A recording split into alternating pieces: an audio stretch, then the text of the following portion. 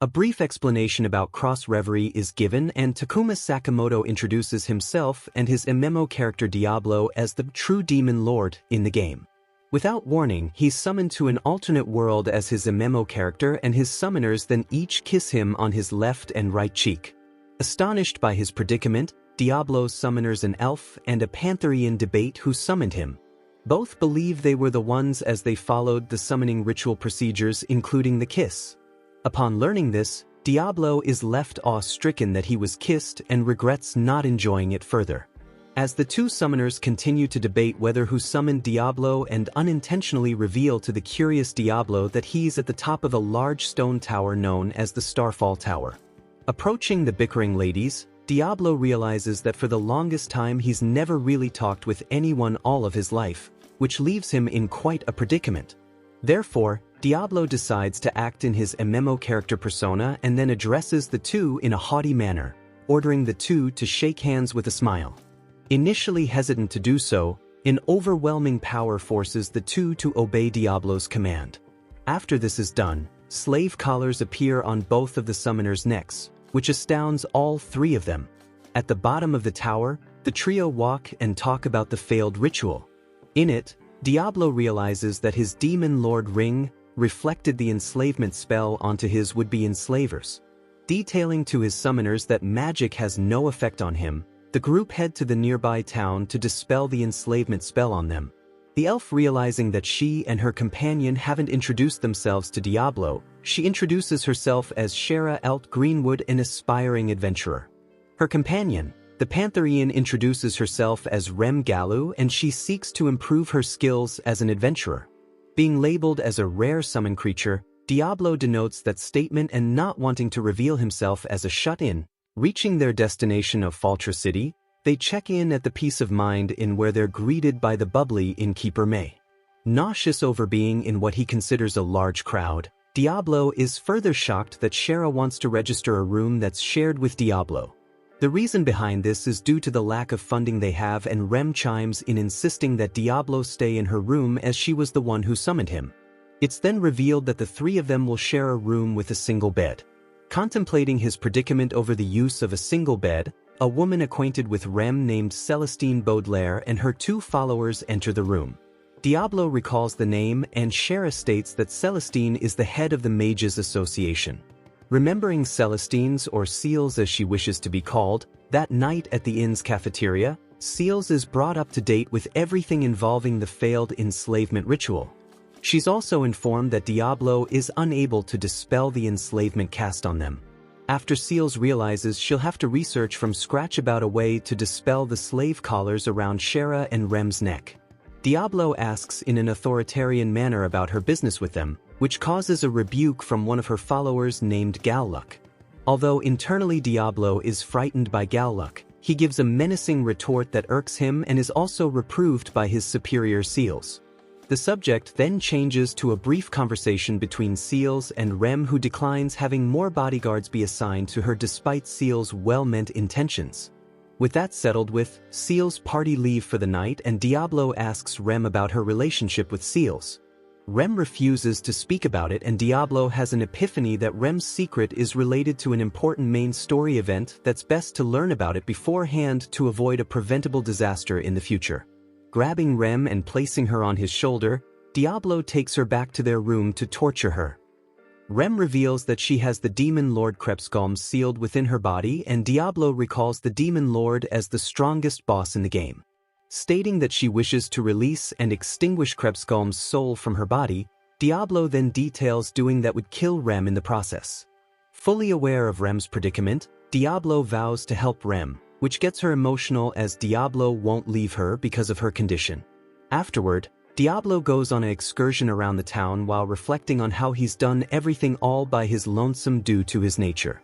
Eventually, he's approached by Galluck and his colleagues from the Mages Association. This leads into an altercation between Diablo and Galluck, who summons a level 30 salamander. While Galluck boasts and threatens Diablo about his summon, Diablo notes that while impressive, its level is way too weak. The salamander then belches a blaze of fire at Diablo, who walks out of it unscathed. Equipping his wand, Diablo then casts explosion that eviscerates the salamander. Approaching the confuddled Galluck, who demands to know who Diablo is, Diablo answers that he's a Diablo, a demon lord from another world. 1. Awakening in the peace of mind in, Diablo realizes that his experiences from the previous day weren't a dream. Diablo then puts himself into an awkward situation in bed with the two ladies. Later that day, while walking in the streets, Diablo notes the various races that appear in the world. It's detailed by Diablo that where they're walking there are no humans around, to which Rem answers the district they're walking in is for demi-humans only.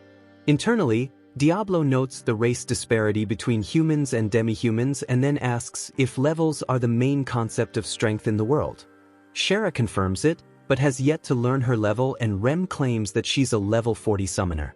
The place where they're heading to currently, the Adventurers Guild, should be able to discern Shara's level once she registers there.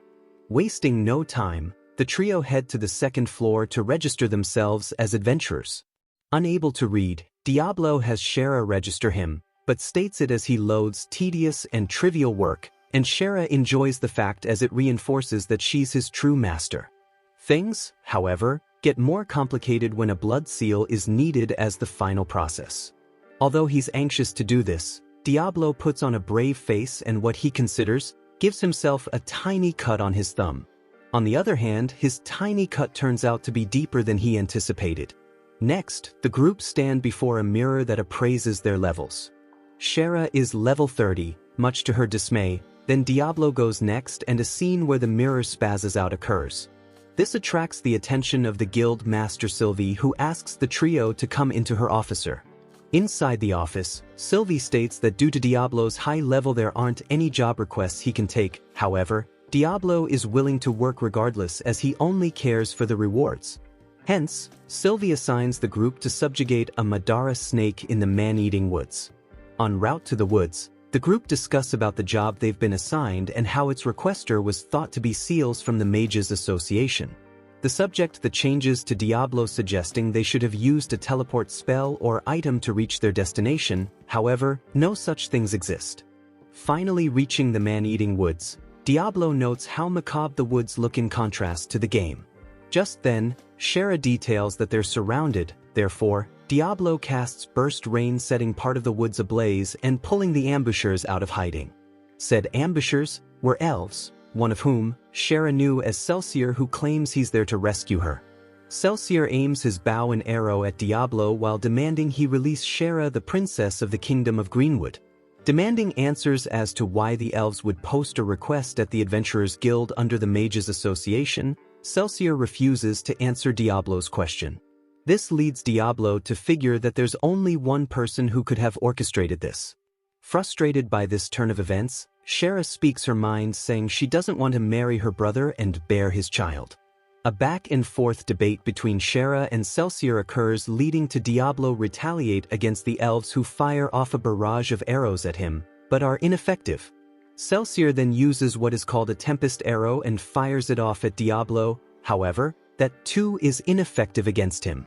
Unamused by the elves' antics, Diablo casts Freesia, which freezes the periphery into ice. Out of nowhere, Galluck appears and chastises the elves, who is, in turn, berated by Diablo and reprimanded by Remington. Distraught, Galluck flees the scene and Shara orders the elves to inform her brother that she's never returning home. With their work all settled at that place, they return to the inn. That night in their room at the end, Shara and Diablo have a heart-to-heart with each other that is interrupted by a livid Rem. Diablo and the group sit in Sylvie's office, where she assigns the group a special request that was commissioned specifically for Diablo. The person who submitted the request was Seals and is believed to be in relation to one of her subordinates' recent misbehavior toward the group. Rem states that she doesn't want to accept it due to her being indebted to Seals, but Diablo still insists he go with or without Remington. Once that is settled with, Shara reads the details involved with the quest, and it's a simple delivery quest, where they have to deliver refreshments to the Bridge of Ullick. Right before Diablo and the others were about to leave the Adventurers Guild, a man known as Emile stops them and confronts Diablo. Haughtily, Emile introduces himself as not only a superhuman level 50 warrior and challenges Diablo to a duel. Although Diablo is impressed by Emil's personality, he acts in his game persona and taunts Emil. He, in turn, declares his love for all women, will save the enslaved Rem and Shera from Diablo. Wasting no time, Emil uses the sword ability, Sword Smite, against Diablo, but he parries the blow with his wand. For his next move, Emil tries to use another sword skill called Alp's Fall, but is knocked out by Diablo before he could. Contemplating on the disparity of the skill levels of the people in the world from the original game, Diablo concludes that Emil is just an idiot. Up again, Emil tries to attack Diablo only to be stopped by Rem and Shera, who explain their situation to Emil. Now privy to the whole situation, Emil laughs off the situation and apologizes for his behavior from before. He reintroduces himself and claims if they ever need help to not hesitate to contact him, and then walks off in a gleeful manner.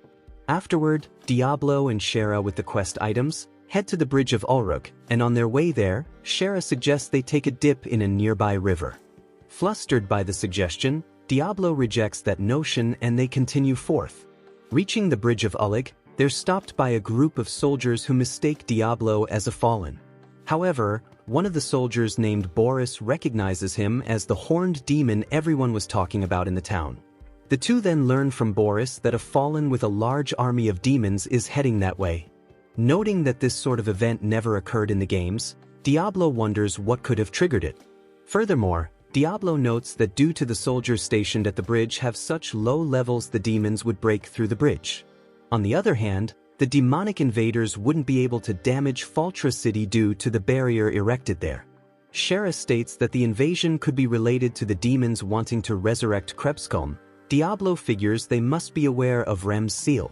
The soldier Boris then gives Diablo a notice of gratitude for their delivery, and after hearing Boris's anxiety, Diablo volunteers to stay and fend off the invasion. At the inn, Seals informs Rem that she discharged Galluck for his recent actions. The subject then changes to Diablo's background and how Seals is suspicious of him being a fallen rather than a demon lord from another world. Rem refutes that notion, defending Diablo not being a fallen. Just then a hysterical Galluck arrives at the scene with his hands all bloody, demanding to hear from Seals that he wasn't fired from the Mages Association. Right as Galluck was about to stab himself with a black demonic dagger, Rem tries to stop him by summoning a shadow snake. This fails as Galluck still manages to stab himself and then transforms into the fallen Gregor. Meanwhile, Diablo continues fighting against the demon invaders, until the commander of the demons named Edelgard confronts him and the two then fight. Refugees head into Faltra City believing they'll be safe from the incoming demon invaders because of Seal's barrier that she erected over the city. Unbeknownst to them, she was in a pickle because of her former subordinate Galluck turned into a fallen by the name of Gregor. Rem and Seals escape from the Peace of Mind Inn, and once they reach a dead end, Gregor confronts the two and Rem summons Asilau. However, the summon is easily beaten with a single punch. From the sky, Emil lands nearby Rem and Seals, while a large group of adventurers arrive at the scene to help them. Emil then fights against Gregor, but despite being overpowered by his opponent, he stubbornly fights on, following his creed as a defender of all women. Meanwhile, at the bridge of Ulrich, Diablo's fight against Edelgard continues. Stating the futility of Edelgard's attacks against him, Edelgard prepares to use Sacrifice Charge against Diablo, but it is ineffective against him. Astonished that her special attack had no effect on him, Edelgard is taunted by Diablo, who notes that her attack was the first time he was ever damaged since entering that world. Just then Boris notifies Diablo that Faltra City has been invaded by a fallen and attacking Seals, and Remington, realizing the dire situation, Diablo then begins to cast a grand magic spell and warns Edelgard to withdraw or he'll cast it. On the other hand, Edelgard refuses to back down, therefore, Diablo casts White Nova, which eviscerates the surrounding area, including Demon Army. Although heavily wounded, Edelgard manages to survive the spell, and wasting no time, Diablo uses the magic spell called Return, and he along with Shera teleport back to the town. By that time, Gregor has already defeated the adventurers that surrounded him, and a heavy wounded Emil refuses to concede defeat. Just then, Diablo arrives and casts a wind spell on Gregor, sending him backward. Before starting his battle against Gregor, Diablo thanks Emil for his efforts and reassures him that he'll take it from there. He then gives Seals a healing power to treat Emil's wounds and then confronts Gregor. Starting the fight off, Gregor casts Dark Bullet, but the spell is instantly reflected back at Gregor by Diablo's ring. Diablo then uses his own Dark Bullet spell that breaks off most of Gregor's protective skin. In retaliation, Gregor uses Dark Press. However, that move is reflected back onto Gregor and Diablo then casts multiple Dark Press of his own. The gravitational force to the attack pins Gregor to the ground, who then begs for mercy, but Diablo shows none. He then finishes Gregor off with the magic spell Naraku. The fight now over, Shera tearfully embraces Diablo and Rem grabs Diablo's hand and thanks him for saving her. Trying to act in character, Diablo proclaims the only reason why he helped Rem was because she belongs to him due to the slave collar around her neck. Eventually, the death toll of the attack on the city is released, and the majority of lives lost were adventurers. 10 days later after the attack on the city, Diablo rests on his bed and is nearly courted by Shera, who is sequentially stopped by Rem with a drop kick. This causes the two to latch onto Diablo's arms until Sylvie arrives in their room. She informs the group that the Lord of the City was given a non-negotiable ultimatum to hand over Shera within 10 days or else a war would be waged. Hence, the Lord of the City and Sylvie request Diablo to prevent the war from occurring. Shocked that the Kingdom of Greenwood is going to wage war over her, Shera is informed by Sylvie it's the truth. She then asks Diablo if he'll accept the quest given by her and the city lord to prevent the war from happening. Internally, Diablo wants to refuse the quest due to the nature of said quest. Sylvie then details that Shera's brother Kira put a huge bounty on Shera's head. Hearing this shocks Diablo so much that he becomes livid and decides to accept the quest and meet with the Lord of the City. The trio are then led by Sylvie to the Lord's manor and are disclosed what information Sylvie has on said Lord. Arriving at the manor, the group is introduced to the Lord of the City, Chester Ray Galford. As cold and curt like the rumors that surround him, Sylvie manages to have Galford introduce himself to the group and, in turn, Shera and Rem introduce themselves too. Although disconcerted, Diablo manages to introduce himself to Galford and details his desire for more information on the request that Galford submitted. Elated that he successfully spoke without hesitation, Galford mentions the report of Diablo being a demon lord from another world. Retorting that question, Diablo speaks in character, which flusters the group, but Galford takes no offense to the comment and further elaborates about his request. Galford then claims the situation at hand could easily be resolved by Shera merely surrendering herself to the Kingdom of Greenwood, but Diablo refuses to allow that. When Galford asks what reason Shera would have for abandoning her lavish lifestyle in the Kingdom of Greenwood, she answers that her goals and desires would never be achieved there. To that statement, Diablo opines how being free is an arduous thing to achieve. However, it is a worthy goal so long as you don't stray from your own path. Once those matters are settled with, Galford introduces an imperial knight from the capital, a woman by the name of Alicia Crystella. The imperial knight is then introduced to everyone, and once she's acquainted with them all, Alicia hands Sylvie a bag of money that was reparations from the capital. Alicia then has a bonding moment with Shera, claiming she supports Shera's decision.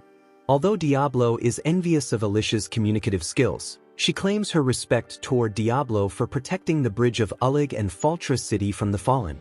Flustered by Alicia's compliments, Diablo thanks her, but in character demands that she never speak so frivolously with him. Understanding Diablo's demand, Alicia swears to follow it.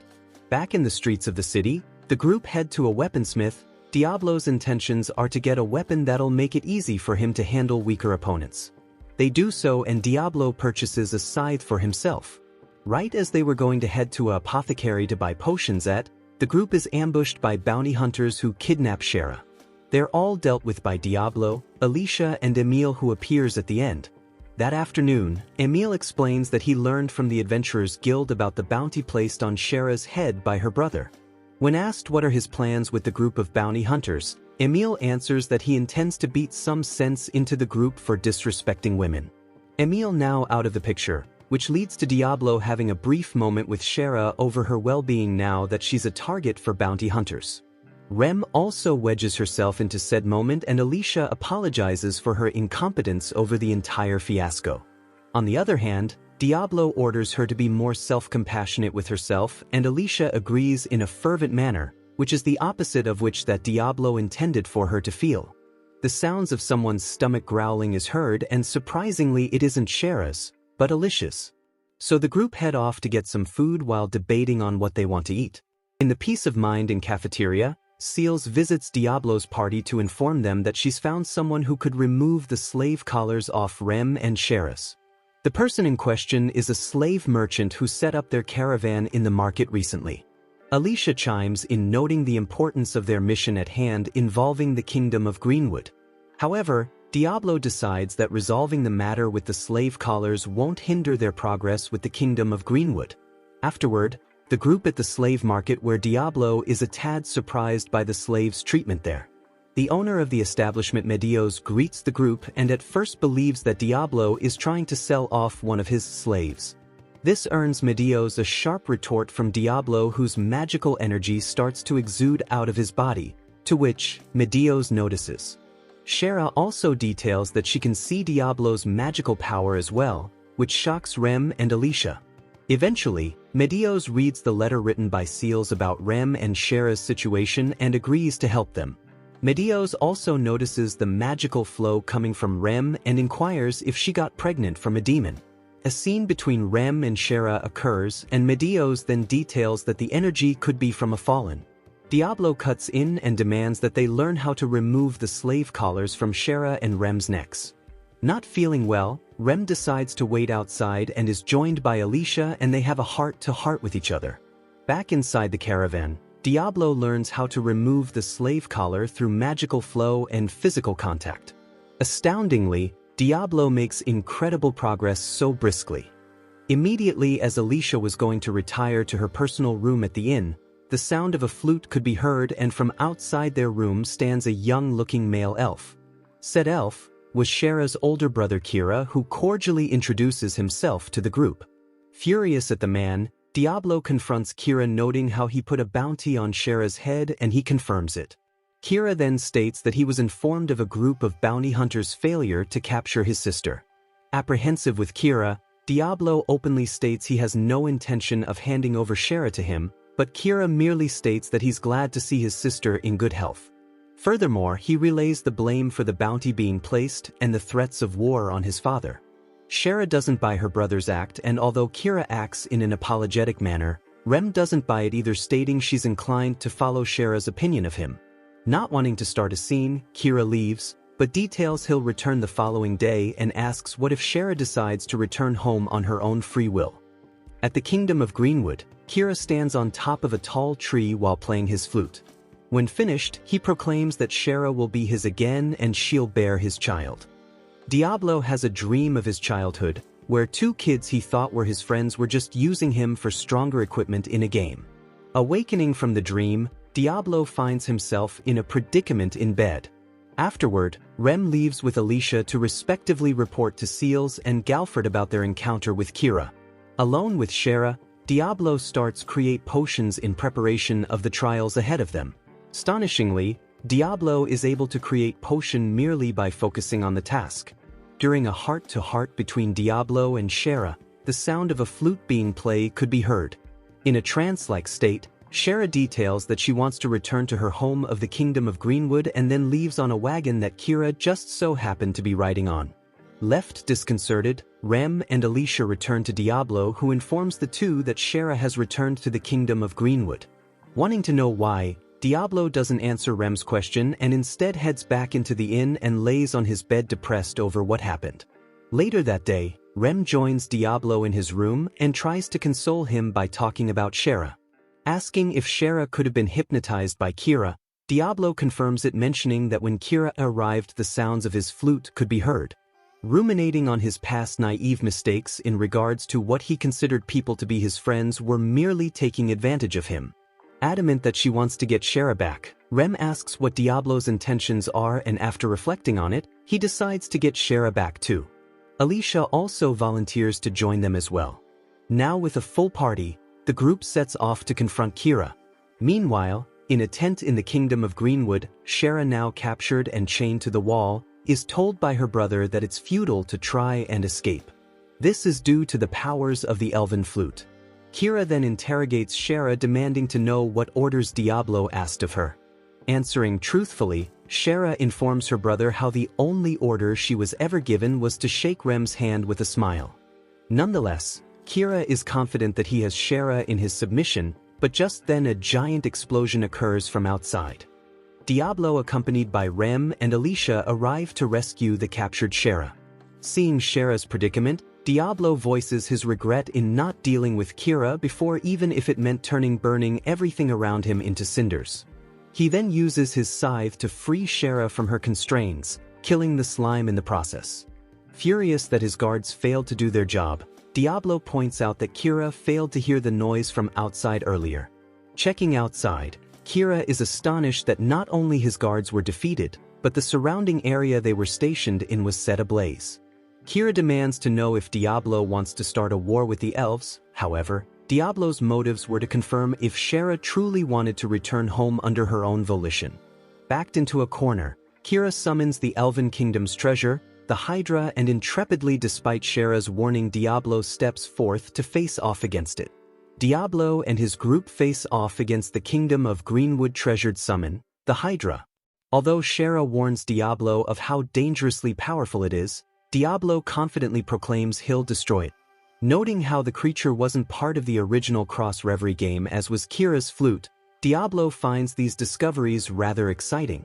Starting the battle off, Diablo casts Heaven's Fall, which destroys one of the Hydra's heads, but immediately, it regenerates the lost head.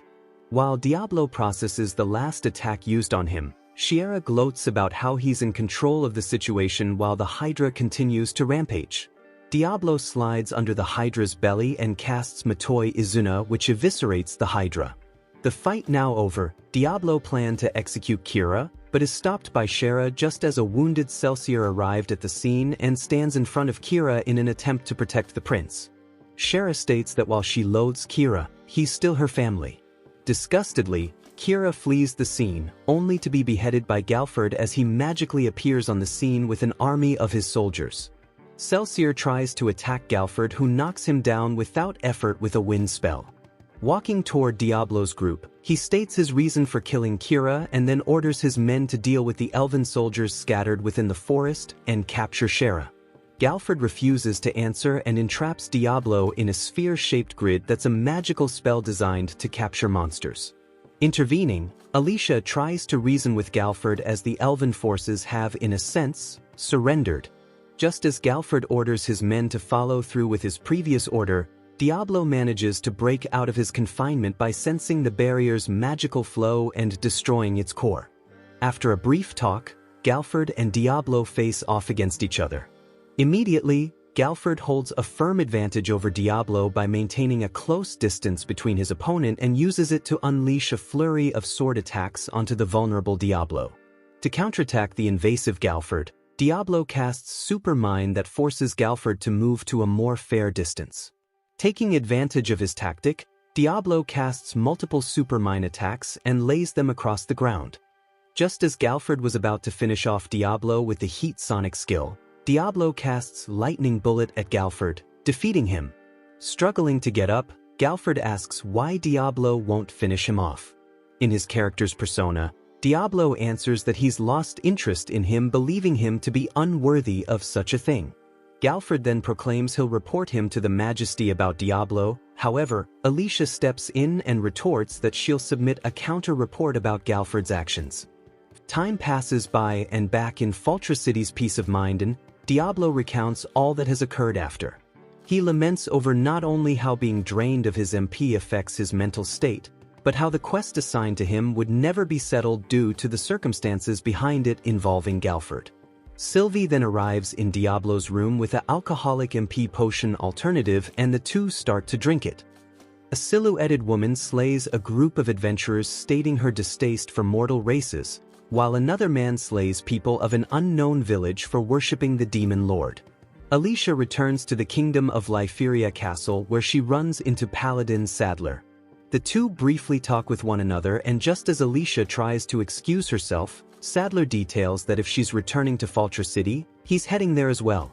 His motives being that the head priest Lamachina revealed a prophecy concerning the demon lord's revival in the western city. Meanwhile, in the outskirts of the aforementioned city, Diablo and Rem oversee Shara summoning a turkey shot. Rem explains the summon's special ability called Synchrosight, which allows its caster to see everything it sees. Although a weak monster, Shara still decides to make a pact with it and pulls out a magical stone to forge the pact in the enslavement ritual. A magical stone is also given to Diablo by Rem, and then Shara uses her magical stone to forge a pact with her newly summoned turkey shot. Stating how practical Shara's new summon could be for her, Diablo helps Shara break in her new summon by using its Synchrosight skill in firing an arrow at a coin that Diablo tossed. After this, Shara claims that Rem has a funky smell, which leads to her suggesting they all take a bath together. At a local river stream, Shara and Rem bath together, while a flustered Diablo refuses to watch them do him, not being able to handle seeing them bath. Eventually, Edelgard arrives at the scene and grabs a hold of Rem, reassuring them that she's not there to fight but simply to talk, and confirm that Rem is the container of Krebskalm. Later that evening, Rem explains to Shara about her being the container to Krebskalm and is then emotionally embraced by Shara and promises to help her. Edelgard then details that there's a way to resurrect Krebskalm without killing Rem. However, Rem once told Diablo that she wants to release the seal on her. This is problematic, as although their goals are somewhat aligned, the question remains, how will Diablo be able to deal with Krebskalm once she's been revived? Speaking for Rem, Diablo agrees to help Edelgard with the ritual, and although this leads to a minor confrontation, Edelgard states that 3 days from then, she'll meet them on the night of full moon at the top of the Starfall Tower. 3 days pass and Diablo's group dine at a restaurant filled with cats until they're visited by Alicia, who implores that they return to the Peace of Mind Inn. Walking to the inn, Alicia warns the group that a paladin known as Sadler is in the town and is out to hunt worshippers of the Demon Lord. Furthermore, his strength and power is said to be equal or greater than Galford. Despite their efforts to try and avoid a confrontation with Sadler, the group runs into him and his subordinates. Sadler introduces himself and his title. Diablo then tries to introduce himself in a normal fashion. He openly introduces himself in his normal pretentious character persona. Taking account that Diablo a self-proclaimed demon lord, Sadler readies himself to dispose of his target. Stepping in to defend Diablo, Rem tries to reason with Sadler only for the paladin to incapacitate her with a magical spell. Diablo, however, manages to dispel the magic used on Remington. After a brief argument between Diablo and Sadler, the paladin casts Cement Lock on the Demon Lord only for it to be reflected back on him. As Sadler's subordinates then carry away their petrified leader, Alicia asks why Diablo didn't finish Sadler off, to which he answers small fries pose no threat. However, if he were to challenge him again, he will deal with him accordingly. As the dusk starts to settle, the group prepare to head to the Starfall Tower to meet with Edelgard and perform the summoning ritual. On top of the Starfall Tower, Diablo's group meet with Edelgard to perform the ritual to revive Krebskalm. How Krebskalm will be revived is by her laying on top of a stone table, as magic power will be filled into Krebskalm's soul. Not hesitant to any risks that may occur in the ritual process, Rem calmly states that she's ready to start the ritual. Wasting no time, Diablo starts to pour his magical power into Rem from her belly button, but this attempt fails to reach Krebskalm. Therefore, Edelgard suggests that Diablo do it via Rem's private area, and this time Diablo manages to reach Krebskalm's seal and break it, sequentially releasing the Demon Lord. As the smoke starts to dissipate from the area, Krebskalm ostentatiously appears and introduces herself. Diablo in character also introduces himself and proclaims his will to fight and defeat Krebskalm. Amused by the proclamation, Krebskalm powers up and threatens to dispose of Diablo, only to become perplexed on how to do so in a demon lord manner. Alluding that Krebskalm has amnesia and taking to account for her adolescent demeanor, Rem and Shara manage to convince Krebskalm to not kill mortals anymore. Astounded by this turn of events, Alicia tries to reason with Krebskalm to denounce her agreement to never kill mortals any longer and for Edelgard to back her up. However, Krebskalm still refuses due to it not being able to fill her stomach, and Edelgard is obsequious to Krebskalm's whims. Now hungry, Shara gives Krebskalm the biscuits she had on her, and Krebskalm instantly becomes addicted to them. Krebskalm then claims she remembers her destiny, which is to devour all of the world's biscuits. Afterward, the group head back to the city, while Diablo carries the languid Remington. From above, the fallen Ullerex appears before the group and introduces himself as one whom has served the demon lords for generations. He offers to sacrifice Diablo and company as a celebratory means for an auspicious occasion. However, Krebskalm refuses Ullerex in doing that, as she wouldn't be able to eat any biscuits because of it. Perplexed and upset that the newly revived demon lord refuses to follow through her mission to dispose of all mortals, Ullerex tries to attack what he calls the incomplete Krebskalm. Diablo then faces off against Ullerex, casting spells like Flare Burst and Supermine against Ullerex, but both attacks do not damage the fallen. Ullerex then casts Quartz Lance, but Diablo reflects the spell back onto Ullerex. Shocked that Diablo has the same ability as the demon lord of mind Ankvaros, Ullerex uses his sonic speed to try and kill Krebskalm once again, only to be hit with Diablo's lightning bullet. Unable to beat Diablo and comprehend his proclamation of being the true demon lord, Ullerex transforms into an owl and flees the scene. Once again, Alicia questions whether or not allowing his opponent to escape was a wise decision. However, Diablo again brushes it off. To avoid Krebskalm's identity from being exposed, Shara suggests that her name be changed from Krebskalm to Clem. Meanwhile, in Alicia's room, she reflects on her life, on her harsh and horrible upbringing, along with her orders from His Majesty of the Kingdom of Lyferia.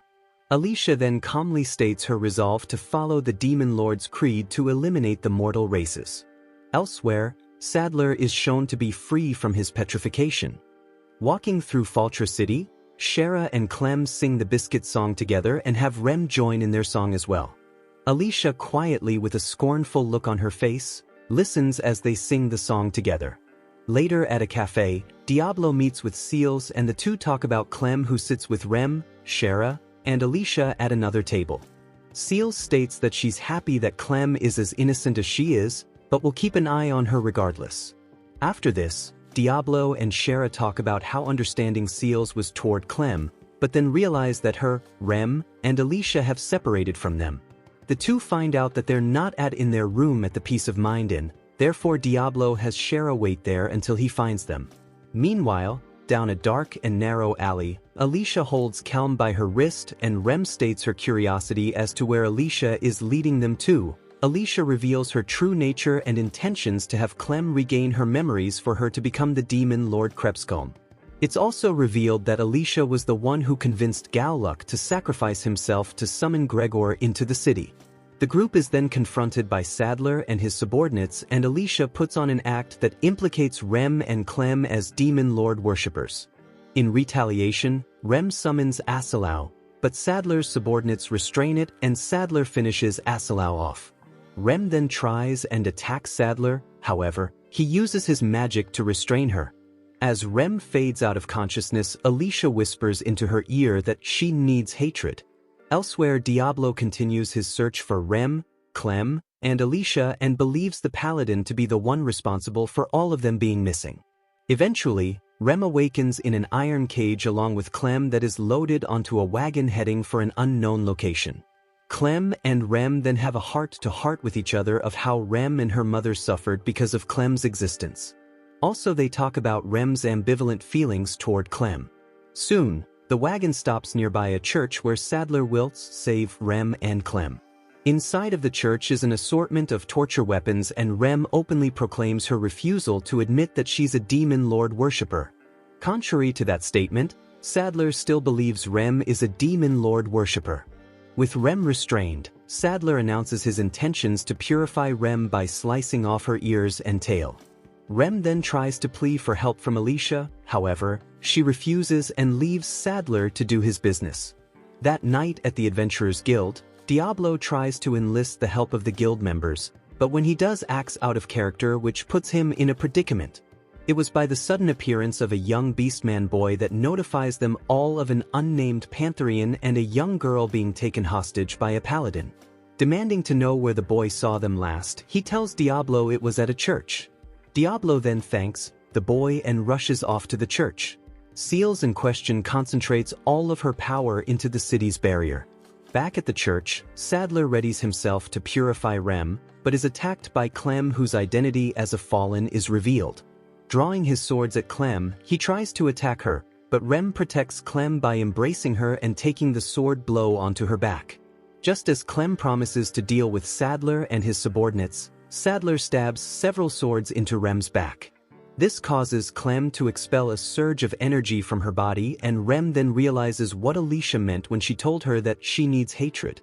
Now that Clem was fully awakened as Krebskulm, Sadler tries to kill her, but fails as his eyes gets destroyed by Clem's powers and is disintegrated by her soon after, killing him and ending his sadistic plans, which the attack also kills his followers and destroys the church they were in, and the excess energy tries to penetrate the barrier.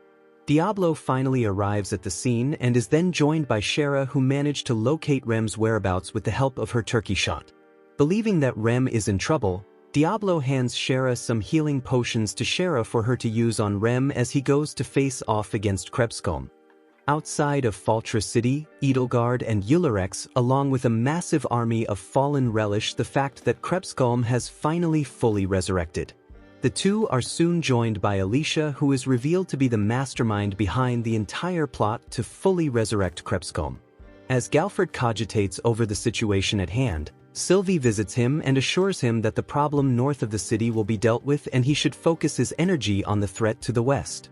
As Diablo faces off against Krebskulm, and Shara uses the healing potions given to her by Diablo to treat Rem's injuries. For the time being, Diablo manages to dodge Krebskulm's attacks while laying down trap spells. When Krebskulm uses Darkness Breath, Diablo counters it with Volcanic Wall. On Shara's side, she uses the last of the healing potions on Rem, hoping that she'll recover. Thankfully, Rem regains consciousness and informs Shara of Alicia's betrayal. Returning to Diablo's battle against Krebskulm, he struggles to fight against her as she now tosses stone coffins at Diablo, who is in a pinch, or giving away all of his healing potions to Shara.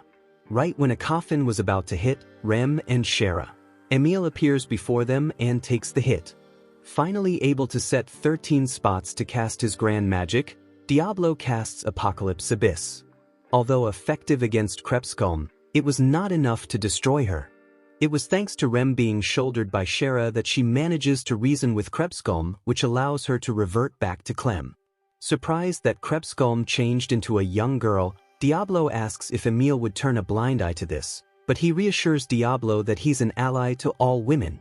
Outside of the city, since their plane is now foiled by Diablo, Alicia and Edelgard were about to face ridicule from Ullerex for their failed attempt at resurrecting the Demon Lord and wasting their time for nothing.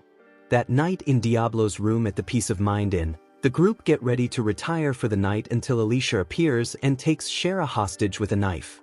She is shocked to see that Rem is still alive. Clem threatens Alicia to release Shara or else she'll kill her. Alicia promises to allow Clem to do whatever she wants to her so long as Clem helps her with something. That something was to heal the heavily wounded Edelgard. Diablo's request, Clem heals Edelgard, who prostrates herself to Clem for her merciful act. After Clem briefs Edelgard on why and how she's back to her old self, she orders Edelgard to stop killing mortals as a show of loyalty towards her. To that order, Edelgard agrees to obey Clem's command. Once that's all settled with, Alicia resolves to face whatever consequence Diablo and her group will do to her.